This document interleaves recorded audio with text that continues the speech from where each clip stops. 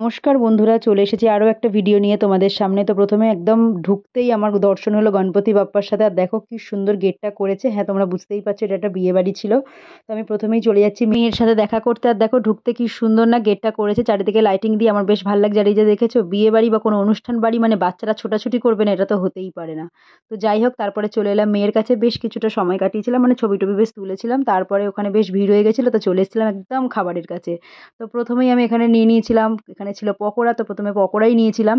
তো এখানে অনেকে হেল্প করেছে, মনা, প্রীতি, ওরা আমার ভিডিও টিডিও করে দিয়েছে। আর দেখো সবসময় তো লোক থাকে না, তো এখানে আমি নিজের ভিডিও নিজেই করে নিয়েছিলাম।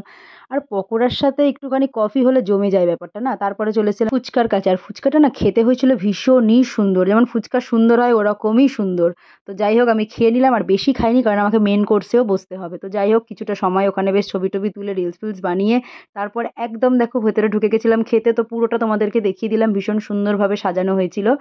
তো এখানে দিয়ে দিয়েছে প্লেট, দিয়ে দিয়েছে লেবু আর নুন, আর তারপরেই দিয়ে দিয়েছিল কচুরি, যেটা আমি কাবলি ছোলা দিয়ে খুব ভালো করে খেয়েছিলাম। আর প্রত্যেকটা রান্না না হয়েছিল খুবই টেস্টি।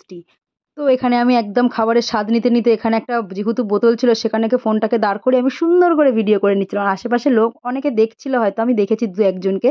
তো যাই হোক আমি একটু লজ্জাটা এখন আপাতত চেষ্টা করছি বার করতে, কারণ একটু লজ্জা লাগে, তারপরেও একটু লজ্জাটাকে সাইডে রেখে যদি যতটা করা যায়। তো তারপরে চলে এসেছিল ডিমের ডেভিল, যেটা না পুরটা ছিল মাছের। আমি না খেয়ে বুঝতে পারিনি, ওখানে দেখছিলাম মাছের কাঁটা বেরোচ্ছিল, তো সেটাতে বুঝতে পেরেছি। তারপর চলে এসেছিল গরম গরম ভাত, আর দিয়েছিল সবজি ডাল, যেটাকে একদম লেবু দিয়ে কচলে আর একটুখানি আলু ভাজা দিয়ে মাখিয়ে খেতে যা লাগে না, জাস্ট অসাধারণ। বাঙালি আর ডাল আলু ভাজার সাথে স্বাদের একটা আলাদাই সম্পর্ক আছে, তাই না? তো দেখো আমি সেটাই খেয়ে নিচ্ছিলাম, আর খেতে খেতে একটু আধটু কথাও বলছিলাম। তো যাই হোক, আর একটু তাড়াতাড়ি খেতে বসে গেছিলাম, কেন বলো তো, ওখানে জানি নাচ টাচ হবে, ঠিক সেই জন্য। আর আমরা খেয়ে দিয়ে না নাচতে যেমন একটু কষ্ট হয় ঠিকই, কিন্তু নাচার পরে আর খেতে ইচ্ছে হয় না। তো যাই হোক তারপর চলে এসেছিল এখানে দই কাতলা, যেটা খেতে না আমার অসাধারণ লেগেছিল, কিন্তু বিশ্বাস করো পেটে আর জায়গা হচ্ছিল না, তাও নিয়েছিলাম। কিন্তু দই কাতলা আমি এক পিসই নিয়েছিলাম, যদি আমার পেটে জায়গা থাকতো না আমি আরও এক পিস নিতাম, এত ভালো খেতে হয়েছিল।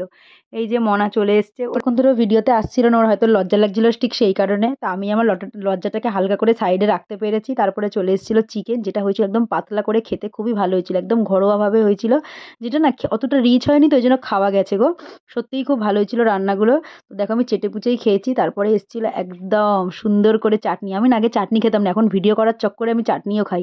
তবে চাটনির সাথে পাঁপড় মাখিয়ে খাওয়ার যে একটা স্বাদ, সেটা তো আমার জাস্ট অসাধারণ লাগে, জাস্ট অসাধারণ। তো আমি এখানে আস্তে আস্তে পাঁপড়ের চাটনির সাথে মাখিয়ে খাওয়ার যে স্বাদটা সেটাই নিচ্ছিলাম, আমার ভীষণ ভালো লাগে। আর এই পাঁপড় খেতেই ভালো লাগে, আমার ব্যাট পাঁপড় খেতেও অতটা ভালো লাগে না যতটা এই হলুদ পাঁপড় খেতে লাগে।